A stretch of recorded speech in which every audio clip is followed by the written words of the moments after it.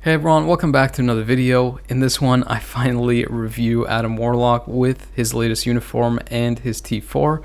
I really wanted to get the video out sooner, but unfortunately I didn't really unlock his potential till a bit after. And in addition to that, I also wanted to see how different builds fared on him, whether I had it on the character himself or tested versus people that had different builds on him, as well as see some potential different counters for the character in Alliance Conquest and Timeline. At this point, you probably don't really need me to tell you that the character is meta with this uniform. You've probably already seen him throughout various PvP modes all over the place, so I'm more so going to be looking at how the character kind of performs in PvE, just to give you kind of a gauge of how he compares to other characters, but also potential builds that you might want to use on him, the pros and cons of which ones you might want to go with, as well as counters for him in Timeline and Alliance Conquest, because the character is so kind of annoying to deal with. I feel that the counters are probably more useful to look at than how the character just performs outright in those modes. Because of Adam Warlock's typing and because of his kit being more oriented towards PvP, I'll be running through the PvE aspect of the review a little bit quicker so that I have more time to look at the PvP part, which I think more people are probably going to be interested in, considering that that's where he'll primarily be used. As a heads up, all the testing that you see is done without a damage proc. I used a refinement for the majority of the testing, and I had a pretty stacked build otherwise. I had full Odins on the character, as well as a 5-star artifact, as well as the fully awakened ISO 8 set. For the standard Stage 9 Knull test without a leadership or supports, I was able to complete the stage with about 3 minutes and 30 seconds remaining, which means that the character is still pretty strong for PvE, even if you don't build him that way. If you're wondering whether you could get away without using his latest uniform and just use the old one and try to get to T4, this is how the old uniform compares, at least in PvE. With the old one, he couldn't really complete stage 34 within that 2-minute window, so he basically can't solo stage 34 by himself with that old uniform. However, with the new uniform, he is able to complete that first phase within the 2-minute window with 20 seconds to spare, and did so about 35 seconds faster than the old uniform, so the difference might not be too massive, but it does mean that he can complete stage 34 without a damage proc with the new uniform, and he can't with the old one. If you want to build the character specifically for PvE, I would probably advise against it because he doesn't really have much application in World Boss Legend due to the various restrictions. He doesn't really qualify for most of them, and similarly in Alliance Battle Extreme or Alliance Battle Legend, you won't really have much usage for him there except for maybe the Blast Day in ABX and the No Restriction Day in ABL. A Rage will likely give you the best result overall in PvE, however I would highly advise to go with a CTP of Energy if you do want to get some usage out of him in PvE, because it will also give you a lot of usability for the character in PvP as well, which again is where he excels at. Although Adam has a ton of PvE effects, including chain hit damage, pierce damage, buffs, procs, and even damage accumulation, he does actually lack one thing, which is ignore dodge, and that'll become kind of noticeable once you get to the higher stages of World Boss Legend, since as you can see in this particular clip, I wasn't able to complete that first phase of Mephisto within that kind of 1-minute time frame, and it took him about 1:30 to be able to do it, which means that he wouldn't have been able to complete this stage because of the amount of time he took at the start. Although I mentioned that the character won't have much usage in PvE, there is one particular day of Alliance Battle Extreme that you can use him for, and that is the Blast Male Hero Day. Even though you can use him for this day, he doesn't have all of the cancel effects for all the different seasons, so you'll likely have to get the character to T4 to be able to use a striker there that has that cancel effect. Otherwise, you'll likely have to swap and lose some points having to wait to swap back to Adam just to get that cancel effect active. Despite that, you can see that the character still scores pretty well. Again, I don't have damage proc and even had to swap out to Starlord to cancel the Frost Beast's Roar, and I was still able to score past 8 million and close to 9 million. The character won't really be used in Alliance Battle Legend because he's only really applicable for the No Restrictions Day,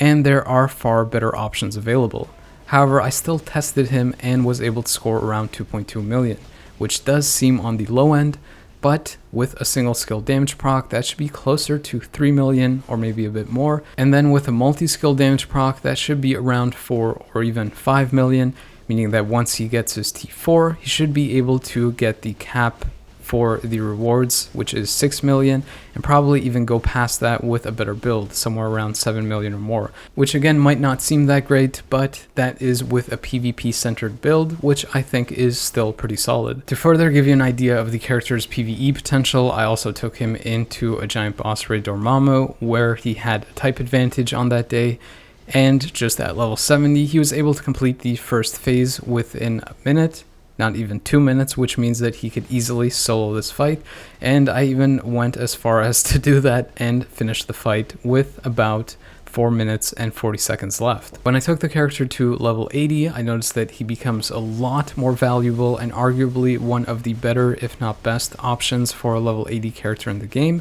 because he already is pretty good in PvE and becomes that much better in PvE when you get to level 80, but also because he functions at level 70 in PvP, and once you get him to level 80, he gains a distinct advantage versus the majority of the roster who are stuck at level 70, and greatly closes the gap versus T4 characters who also have that level increase as well as the stat bump, because the character can function at level 80 even without the stat bump, as you'll see later in the video. You can see that at level 80, he's able to complete the first phase of stage 34 of Knull about a minute faster than before, and then almost complete the fight entirely with about 2 minutes and 50 seconds left. Similarly, versus Mephisto, he's able to clear that first phase around a minute faster than before and complete the fight entirely with the same amount of time of 2 minutes and 50 seconds left. As I mentioned before, unfortunately, Adam doesn't really have too many World Boss Legends stages that he's applicable for due to the restrictions.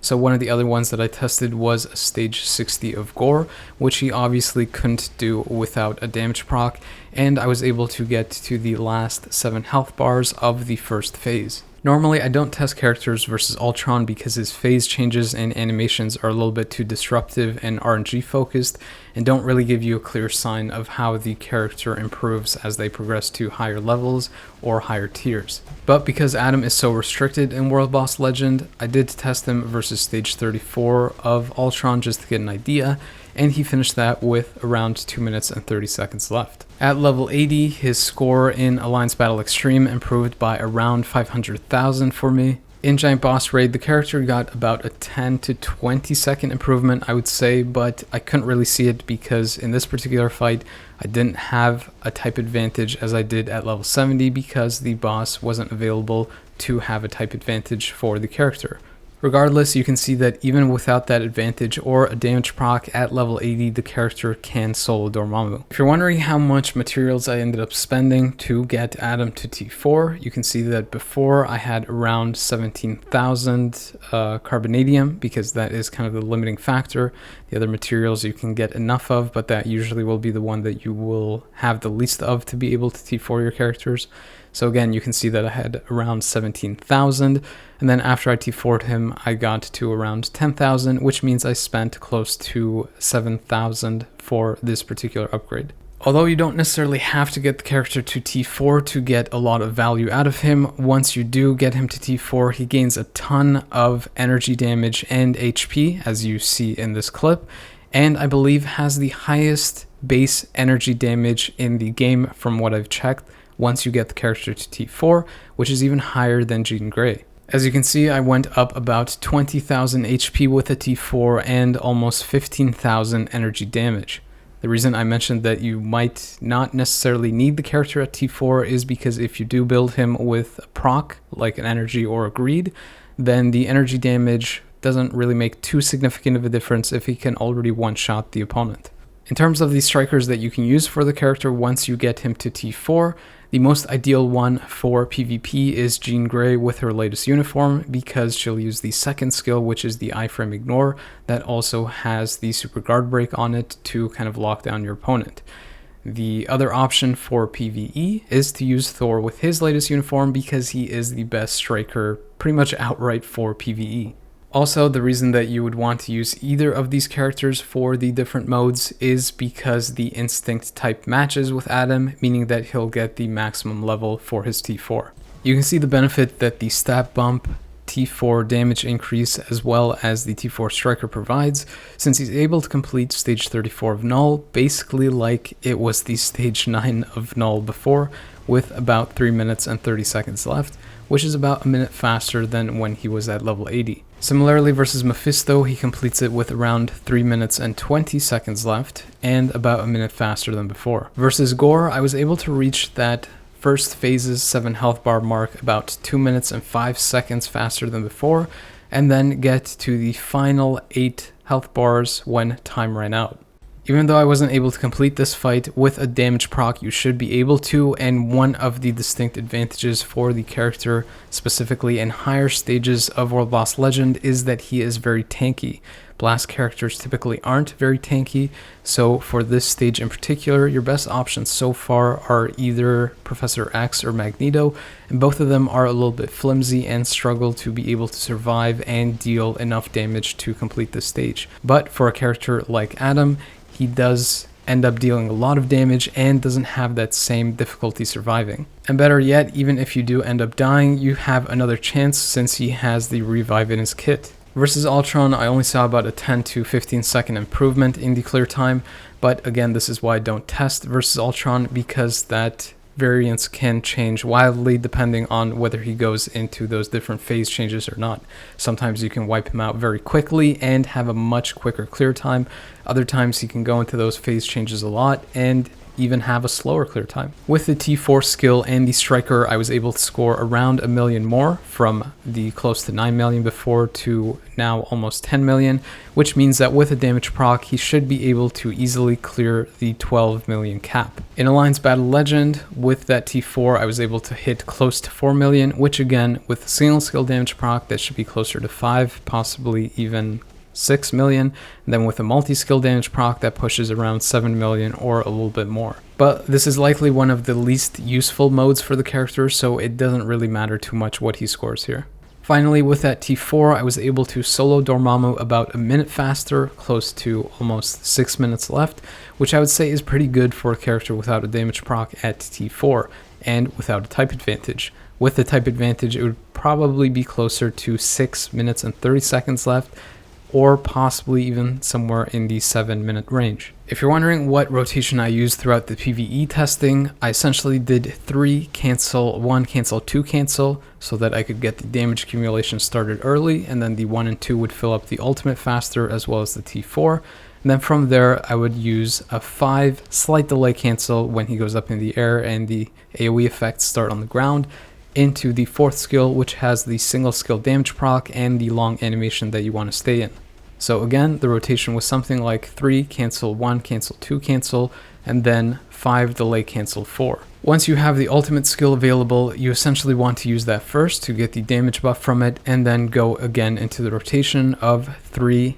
cancel 5 delay cancel 4. When you have your T4 available, you simply use that first because it does provide you with the damage increase throughout all of your skills, and your other skills will start charging it back up. Just a note, when you do use your ultimate skill at the start, you do need to delay cancel it by about a second to maybe a second and a little bit, because you need the AoE and the visuals to appear before that damage actually applies when you cancel it. Even though the character is solid in PvE, his true value lies in PvP, as you've probably seen all week since he was released. With the latest uniform, Adam is easily in the top 3 best characters for PvP, and arguably even in the first spot, beating out Jean Grey. You can see that even at level 70 without a damage proc, he has enough survivability and enough damage to basically wipe out a full team of T4 characters. Once the character reaches level 80, he becomes far more consistent in his performance, especially one-shotting opponents, because he doesn't have the disadvantage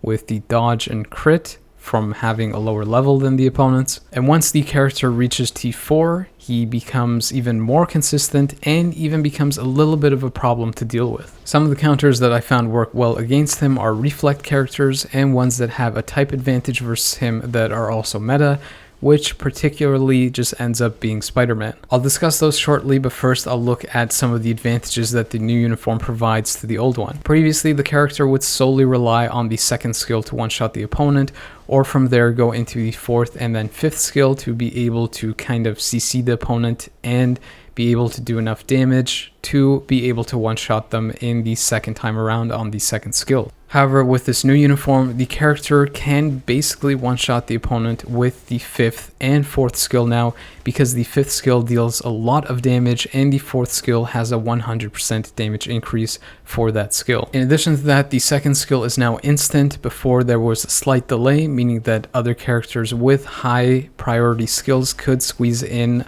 an attack, and even if they ended up dying, the lingering damage could still be able to take out Adam because of that little gap on his second skill. In addition to the second skill now having really high skill priority and being instant, the character now often goes into the fourth skill, which is almost a full iframe. It's a partial iframe, but because he gains the benefit of the iframe ignore from the second skill, he can basically hide in iframes in the fourth skill while dealing a massive amount of damage because of the skill proc. If the fourth skill is on cooldown for whatever reason, he'll go into his fifth skill after, which is basically a full iframe and has the same effect. And if the fourth skill ends up being cancelled at any point, he can basically transfer that damage proc to the fifth skill, which will essentially one-shot the opponent. The fifth skill also has a lingering damage effect, which can take out the character even if Adam dies. And in addition to that, he also got a ton of other things like more healing from a second skill, higher damage mitigation, and even the ability to ignore damage mitigation on the opponent and deal more damage as a result. He basically got everything he needed to be a top PvP character, if not the best one in the game. You can see from the previous clip that even without a damage proc at level 70, he's able to take out any T4 character in the game, and his only real bad matchup is versus a Spider-Man if you're not running a proc. If you do have a proc, he has the potential of one-shotting Spider-Man before he even gets going. At level 80, he becomes even more consistent and closes the gap versus Spider-Man a bit more because he doesn't have that penalty to his crit and his dodge. You can see that he still ends up losing versus Spider-Man because of the type disadvantage, but at level 80, he does on occasion take him down. You'll also see that at level 80, I don't really use Molecule Man to counter some of the opponents that had Colossus, since his damage improvement or maybe his penalty reduction is enough for him to overcome that. In terms of builds, it's a little difficult for me to recommend something because the character can essentially function with anything. Because of that, it usually comes down to preference of what you want the character to do. For most players, I would probably think that a damage proc is the more ideal option for them because they don't really have to worry about card stats, sword stats, and things like that. So something like a CTP of energy would be most ideal if you want the character to also function in PvE and do pretty well in PvP. Alternatively, you could also go with the CTP of Greed if you are tired of getting super guard broken by characters like Gorr or possibly Jean, since you have that with the top proc from the Greed that you don't get from the energy. And besides that, you also become less susceptible to Reflect. This is a little bit of speculation, but I would think that a Greed would end up being a little bit better in PvP in the long run because you are less susceptible to the super guard break, you get a little bit of healing, less susceptible to Reflect, and you are also able to ignore the opponent's damage mitigation too. And besides that, the proc is more consistent than the energy because the energy sometimes might not go off and then you only get the benefit of the ignore dodge from an energy, whereas for Greed, it will always go off in alternating patterns. If you already have a good base amount of stats on your cards, swords, and even your character, and don't really think that you need the damage proc most often when you're facing opponents, then alternatively, you could go with a defensive or survival based build, which is what I was testing. I don't know if I'm going to stick with it, but it did seem to work pretty decently for now. Though I wouldn't necessarily recommend an authority on the character because he usually has the 6 seconds of invincible from his 4th skill, and his damage mitigation is kind of low for the steal effect to stack up high enough for it to be good. At level 70 or 80, you could potentially go with the authority, but from 80 to T4, I would say that the Mighty or Brilliant Refinement would be his best option for going with a survival or defensive based build, because he gets all of that healing from the 2nd skill, from his artifact, and from the activation of the CTP itself. Although I mentioned you can use refinement at level 80 like I did in the previous tests, it seemed to work fine. He really gets the most value out of it once you get the character to T4, because the instinct increase makes it so the healing from the artifact becomes a lot higher, and on top of that he gets a huge HP bump with the T4. I'm not really advocating for the build, I'm simply showing what it can do from the testing that I've done, and you can decide for yourself whether you want to go for that option or possibly go with the damage proc instead. I found that versus mirror matches of Adams, it's basically a toss-up of whose damage gets registered first, despite what build they might have. Even if they have a damage proc, it doesn't necessarily mean that they get the kill off before you do. I've also noticed that if the opponent ends up missing their energy damage proc,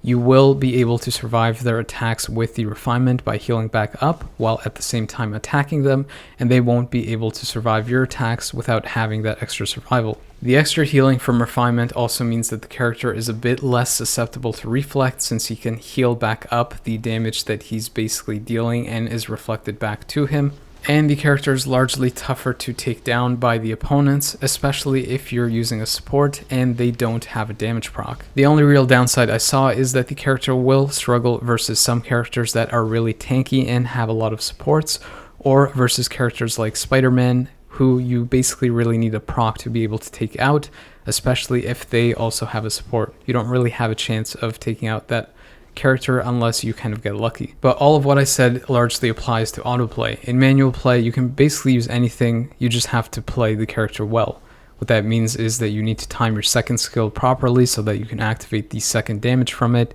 use iframe skills when you're fighting characters that have reflect, and time your skills versus other opponent atoms, which usually means opening with the second skill or using the fifth skill to hide when he's attacking, and then use the second skill to knock him out of his skills so that he falls in the damage of the fifth skill while also getting hit by the second skill. So one tip I can give versus Jean, for example, is you want to swap and then use the second skill that'll take out her first life, and then you want to go into the fourth skill since you'll have the iframe effect from the second skill while also getting the invincible, meaning that you won't get head rocked by the Jean's second skill since she won't have penetration up to go through your invincible. Versus Adam, for the most part, you generally want to swap in after he does the second skill, and then you do your second skill to take him out, and then you go into your fifth skill, wait a few seconds, and then do your second skill to take him out from all the burst damage there. Versus Spidey, you basically want to open with the second skill, and if he doesn't end up dying in the second life, you want to open with the fifth skill,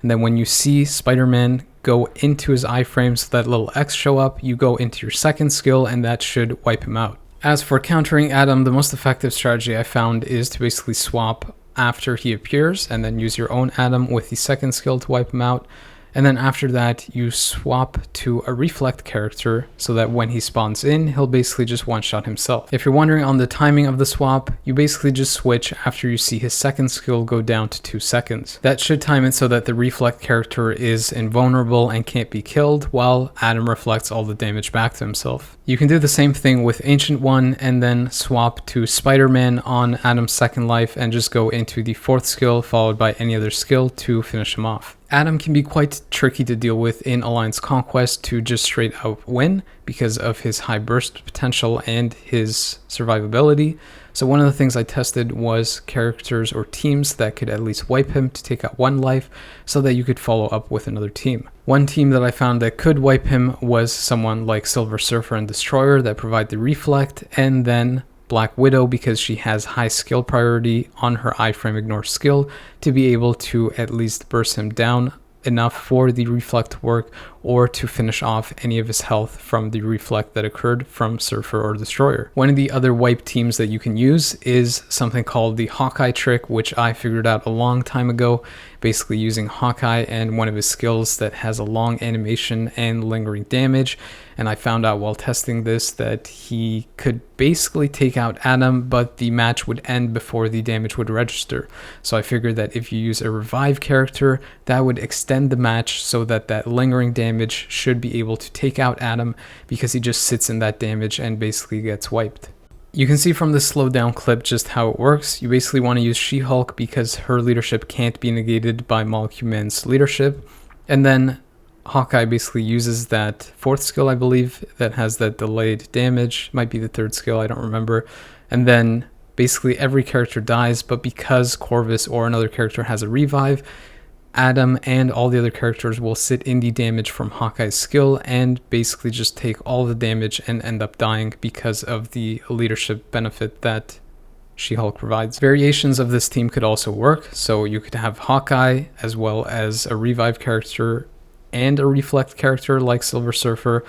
and even a character like Magic who has the immortality to extend the match duration for Hawkeye's arrows to be able to take out Adam. As for teams to be able to just try to outright win versus the Molecule Man, Wolverine, and Adam Warlock team, which will basically be the staple in Alliance Conquest, the one that I ended up testing was Jean Grey, Chavez, and Emma. Emma will be able to reflect